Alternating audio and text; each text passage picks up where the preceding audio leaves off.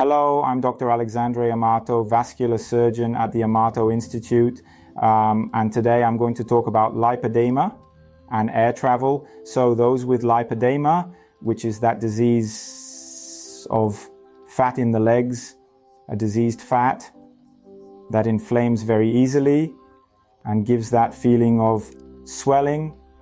It has a very significant inflammatory aspect, and it tends to worsen a lot during air travel or even for any trip to another place where there's a change in lifestyle habits, leaving that more regulated life of healthy habits. So the association with air travel, often the first thing that comes to mind is thrombosis, the fear of thrombosis. So lipedema are those women who have a disproportion of fat in the legs, more fat in the legs, or even in the arms. It will not increase the probability of having thrombosis. The risk of having thrombosis is the same as anyone else, unless it's a more advanced stage of lipedema where there is already a limitation of movement. But in the early stages, no.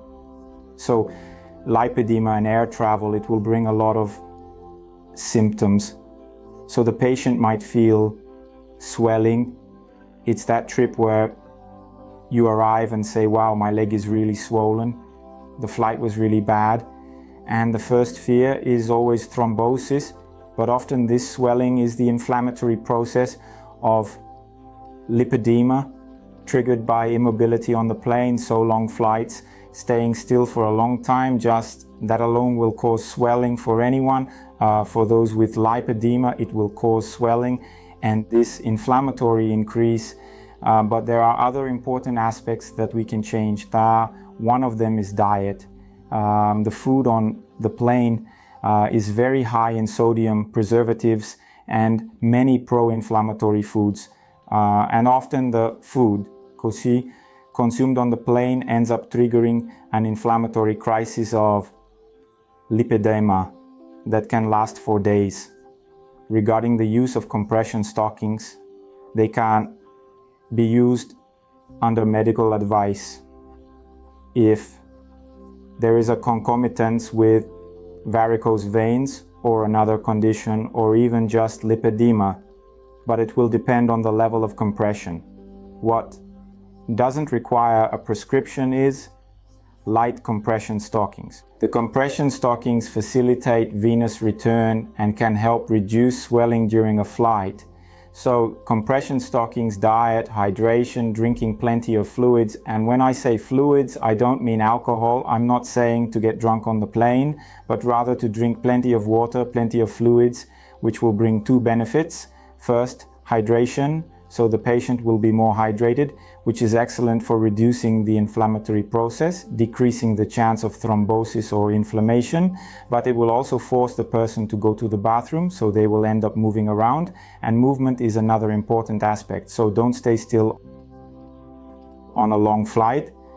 Every 1 to 2 hours, get up, take a walk down the aisle, go to in the bathroom. You need to move around, so the contraction of the calf muscles helps with venous return, and it's important to prevent thrombosis. And for patients with lipedema, it will improve venous return and lymphatic flow as well. So if you're flying or on a long trip, pay attention to these aspects. As for food, you can request a healthier diet, even if it's not vegan or something like that. You can ask for a specific diet on the plane that isn't too high in preservatives and pro-inflammatory ingredients, sodium and so on. Drink plenty of fluids, wear compression stockings, and move around a lot. And remember that when you reach your destination, dietary changes can also affect lipedema and inflammation.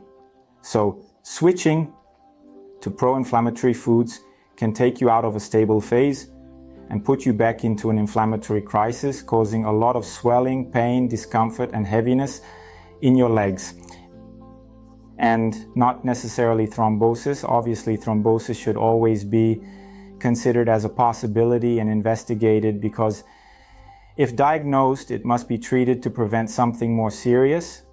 But if it's not thrombosis, be aware that it could be an inflammatory flare-up of lipedema. Did you like our tips? Like, share, and see you in the next video.